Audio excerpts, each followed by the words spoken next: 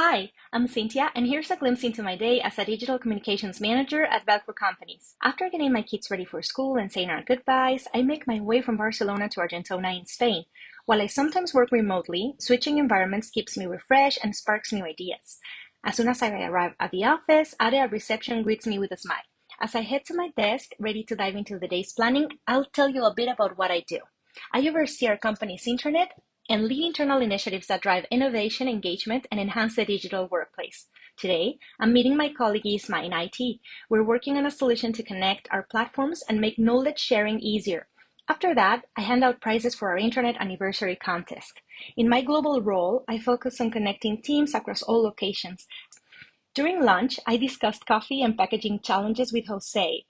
Time to spark some creativity. Judith from Brand and I are brainstorming how to make product information more accessible. After that, I have a virtual meeting with Chelsea, my co-chair at the Women's Employee Group. I'm excited to share we've been accepted into a United Nations program supporting gender equality. Yay! Finally, I wrap up my day, close the laptop, and get ready to head home. It's been a productive day. Thanks for joining.